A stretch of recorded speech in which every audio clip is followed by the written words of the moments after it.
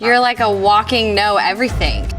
Brittany Mahomes has tried to convince everyone for years that she and her husband Patrick are relationship goals, but under the surface, they're hiding some pretty glaring red flags. Brittany has done and said some pretty wild things that definitely don't paint her and Patrick in the best light, and Patrick isn't exactly without fault either. The truth of these two and their relationship is pretty dark and twisted. One of the absolute craziest things that's happened between Patrick and Brittany was revealed to the world in the Netflix docuseries Quarterback. In one episode of the show, viewers got a behind-the-scenes look at what was a pretty scary moment for Patrick, and it was clear that Brittany did not handle it the right way. The scary moment in question was when Patrick got injured in January of this year. Injuries are always stressful for athletes, but what made matters even worse for Patrick and the Chiefs was that the injury occurred during the playoffs. So, given how serious things could have been for Patrick and his career, you'd expect Brittany to be supportive of him, as would any spouse when their partner has a tough setback at work or with something they're very passionate about. But as we saw, thanks to the docuseries, Brittany was far from that supportive spouse. You won't believe what she said. While speaking to her friend, she jokingly complained that she would have to listen to Patrick talking about the injury all week. She even mockingly impersonated what she thought he would say. Many fans who saw the episode immediately called Brittany out. Fairly, I think. I mean, even if she was mostly joking, she still definitely felt some annoyance at the fact that Patrick would be struggling through an injury. And she didn't even seem to acknowledge how potentially devastating it could be for Patrick and the Chiefs season. It seemed pretty clear that she didn't like supporting him through injuries, which is bad enough on its own considering how important health is to Patrick and his livelihood. But it also makes me wonder how she handles any other difficulty he faces. Is she supportive when he has interpersonal issues or family issues? It's easy to think that she might not want to deal with all those either. I hope I'm wrong and it was just a one-off bad joke, but let's look at another instance of this kind of behavior. This time it was Patrick who was inconsiderate. During a press conference right before Valentine's Day, he revealed that he wasn't even aware that the holiday was approaching, and he didn't really have a plan to show Brittany that he loved her, which is totally crazy. I mean, they were already married at the time. I know Patrick has a busy schedule, but you have to show appreciation for your wife on Valentine's Day. The fact that Patrick totally dropped the ball on the holiday makes me wonder how much appreciation he expresses for Brittany in general. He can't even show up as a good husband on one of the most important romantic days of the year. I wouldn't be surprised if he fails to make Brittany feel valued all the other days of the year too. But while I do both think examples I've shared so far are red flags, it's interesting to look at the contrast between fans' responses. As I mentioned, Brittany faced a lot of backlash about her comments. Notably, Patrick faced a lot less hate over his mistake. Many social media users actually found it funny and said they could relate. So when Patrick messes up, it's relatable and funny. But when Brittany messes up, the fans rip her apart. That doesn't seem fair. I think it's important to recognize the poor behavior from both of them. In a discussion of Patrick and Brittany's red flags, we should look at what each of them is doing wrong rather than just focusing on Brittany's flaws. Another red flag that fans like to point out isn't really true, but I'll talk about it anyway because a lot of people believe it to be the case. Many fans have accused Brittany of being with Patrick solely for his money. These fans seem to think that Brittany just wants to have the lavish NFL wife lifestyle and that she doesn't truly care about Patrick. But while it may be true that Brittany doesn't care about Patrick as much as she should, it's definitely not true that her main motivation being married to him was to get his money. How do I know that? Well, Patrick and Brittany have been together since high school, long before Patrick was regularly chasing NFL quarterback paychecks. She might have seen the success coming, or she might not have, but either way, there's definitely something to admire about Brittany choosing to be with him well before all the fame and fortune.